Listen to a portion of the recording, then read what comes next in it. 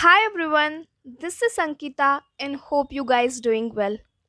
यदा यदा हि धर्मस्य ग्लानिर्भवति भारत अभ्युत्थानमधर्मस्य तदात्मानसृजामि अहम् परित्राणाय साधूनां विनाशाय च दुष्कृताम् धर्म संस्थापनार्थाय संभवामि युगे युगे।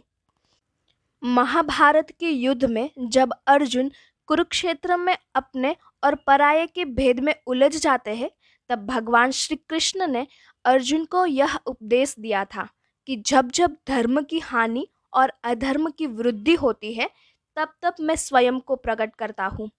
जब जब धरती पर पाप और अधर्म हद से ज्यादा बड़ा है, भगवान ने धरती पर अवतार लिया है। भगवान विष्णु किसी न किसी उद्देश्य की पूर्ति के लिए धरती पे अवतरित हुए हैं। भगवान श्री कृष्ण विष्णु के 8वें अवतार थे। मथुरा की राजकुमारी देवकी और वसुदेव की 8वीं संतान के रूप में भगवान श्री कृष्ण ने भाद्रपद के कृष्ण पक्ष की अष्टमी तिथि को जन्म लिया और उसका बचपन गोकुल में नंद बाबा और यशोदा माता की गोद में बीता। भगवान श्री कृष्ण का जीवन मानव समाज के लिए बहुत ही प्रेरणा रूप है। उनसे जुड़े कई किस्से हैं जो मानव समाज को अपने जीवन को सही रीति से जीने के लिए सीख देते हैं, अधर्म और पाप के खिलाफ सही मार्गदर्शन देते हैं। भारत में कृष्ण जन्माष्टमी का त्योहार बहुत धूमधाम और श्रद्धा भाव से मनाया जाता है। भक्त श्रद्धा अनुसार उपवास रखते हैं और श्री कृष्ण की विशेष पूजा अर्चना की जाती है। जन्माष्टमी के दिन दही हांडी का आयोजन किया जाता है और उसका इतिहास बहुत दिलचस्प है। भगवान श्री कृष्ण के सारे किस्सों को हमने कभी चोर तो कभी नटखट कह के जोड़ दिए हैं, पर भगवान के हर एक कार्य के पीछे बहुत बड़ा उद्देश्य जुड़ा हुआ था। जैसे कि माखन चोर का किस्सा। कान्हा उसके सखाओं के साथ मिलकर माखन चोरी करते थे।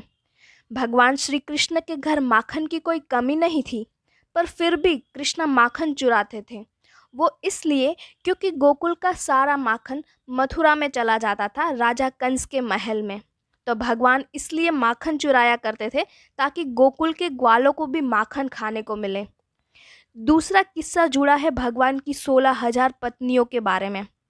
कहते हैं नरकासुर नाम का राक्षस जब भी कोई देश पे विजय प्राप्त करता था, तब उसकी राजकुमारियों को बंदी बना लेता था। जब भगवान श्री कृष्ण ने नरकासुर से युद्ध कर कर उसका वध किया, तब ये 16,000 महिलाओं को छुटकारा मिला। पर उस प्राचीन समय में स्त्रियों को बहुत सहना पड़ता था कि इस तरह बंदी बनाई हुई स्त्रियों को कलंकित माना जाता था और समाज में उसका तिरस्कार किया जाता था। तो उन सारी महिलाओं ने भगवान से कहा कि क्यों आपने नरकासुर को मारा, अब हमारा क्या होगा, हम कहाँ रहेंगे। तब भगवान श्री कृष्ण ने कहा कि आप सबको मेरे पटरानी वास में जगह है। अगर कोई भी आपको पूछे तो आप बताना कि मैं कृष्ण की पटरानी हूँ। तो ऐसे भगवान की ये 16,000 पत्नियां बनी और ऐसे ही बहुत सारे किस्से जुड़े हैं भगवान श्री कृष्णा को लेकर। जो हुआ वो अच्छा हुआ, जो हो रहा है वो अच्छे के लिए है और जो होगा वो भी अच्छा होगा। तुम क्या लाए थे जो लेके जाओगे?